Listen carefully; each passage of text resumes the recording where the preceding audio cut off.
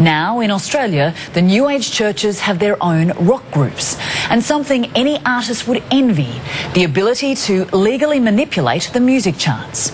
On a week when 26,000 evangelicals are making music in the Sydney Hills district, David Richardson investigates.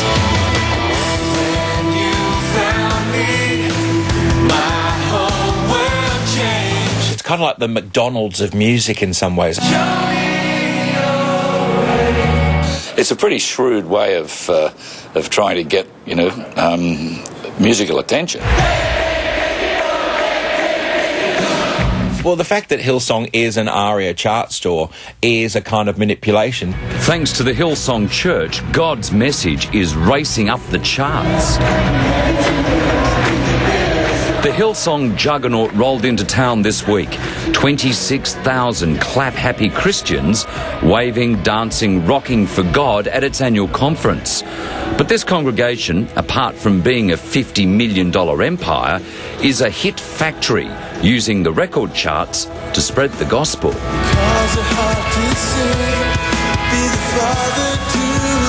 You may not recognise the face or the voice of one of the conference's key performers, but Joel Houston is a chart topper with a difference. His 8th album debuted at number 6 in the ARIA charts. His album sales total 500,000. The questions are being asked as to whether its presence in the mainstream music charts is just a smart marketing tool to recruit new young Hillsongers. The Hillsongs youth pastor, Phil Dooley. We have a number of people who hear the music and go, it gives them an expression of Christianity that maybe they hadn't seen before. And out of that, people have come along, checked out the church. It's more an exercise in marketing than in great music. Great music or a ploy for the saints to come marching in Music Media's Phil Tripp. Probably 5% of the market here. Very big money and consistent and growing.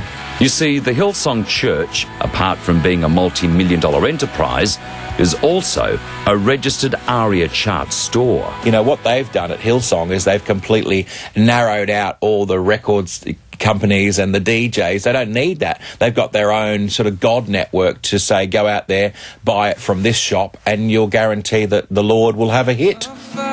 So when they get 26,000 faithful turning up to an event like this week's conference, and they want to push their artists to the top of the charts, they all buy a CD. And presto, instant #1 album.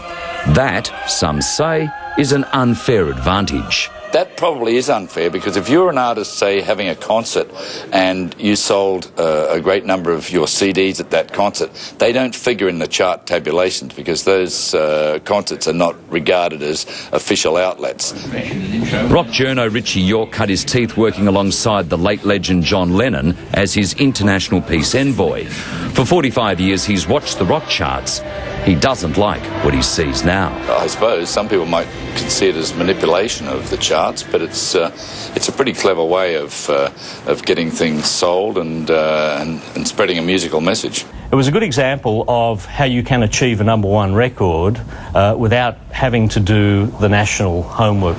Paul Cashmere from Undercover Music thinks the accreditation by ARIA of the church is far from a divine situation. Well, I'd like to see that policy made available to everybody. It'd be nice that, if Jimmy Barnes, for instance, could sell CDs at his own shows, that, that could contribute to the chart figures for next week. And, maybe Barnesy might be back top of the pops again. And coming up on the show, your chart... Radio and television personality John O'Coleman is suspect of this type of chart success without radio play or radio promotion.